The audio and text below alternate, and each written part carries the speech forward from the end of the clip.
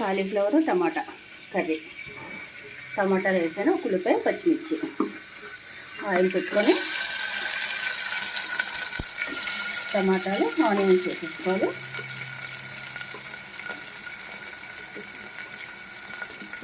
చాలా simple curry అనమాట. Cauliflower clean చేసుకునేటప్పుడు వేడినీళ్ళు పెట్టి వేడినీటిలో వేసేయాలి. అని పురుగు గట్ట ఉంటే వచ్చేస్తుంది. పురుగు అది మనకు అనుమానాలు లేకుండా ఉండాలి అంటే ఫ్రెష్ పువ్వు తీసుకోవాలన్నమాట. చూసారా, ఇది ఈడిపోకూడదు. ఇది ముద్దగా ఉంది కదా, ఇది ముద్దగా ఉంది కదా, ఇది ఈడిపోద్ది అనమాట. ఈడిపోయింది అనుకోండి, అది పురుగు ఏమైనా ఉందేమో అని మనం అనుమానపడాలన్నమాట.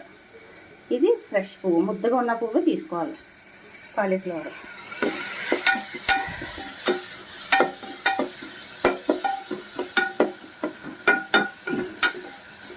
కొంచెం నేను గరం మసాలా లైట్గా గరం మసాలా వేసుకొని కొంచెం ధనియాల పొడి వేసుకుంటే సరిపోద్ది. అల్లం వెల్లుల్లి పేస్ట్ వేయట్లేదు.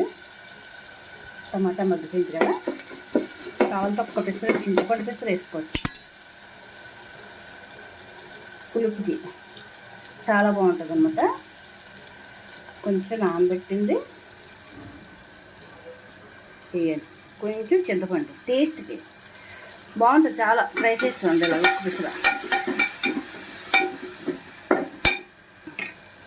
కాలీఫ్లవర్ వేసేద్దాం.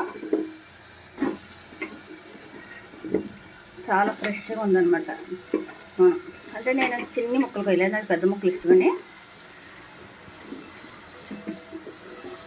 అన్నీ వేసేసుకొని 2 నిమిషాలు మగ్గనిచ్చాక ఉప్పు కారం వేద్దాం.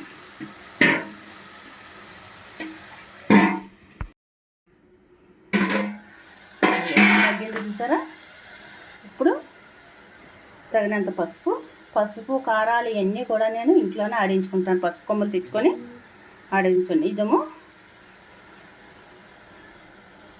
ఉప్పు అనమాట. గరం మసాలా కొంచెం వేసాను. అసలు ఇక కారం సరిపోద్ది.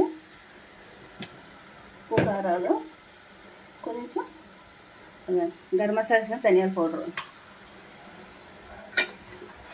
అసలు ఉప్పు కారాలు, ఉప్పు, పింక్ సాల్ట్ వాడుతున్నాను. పసుపు కారం ఎప్పుడు కూడా నేను రెడీమేడ్ వాడినా అనమాట. ఇంట్లోనే ఆడించుకుంటాను, పట్టించుకుంటాను. మిరపకాయలు తెచ్చుకొని కొంచెం మగ్గాక వాటర్ వేద్దాం. మగ్గిందనమాట.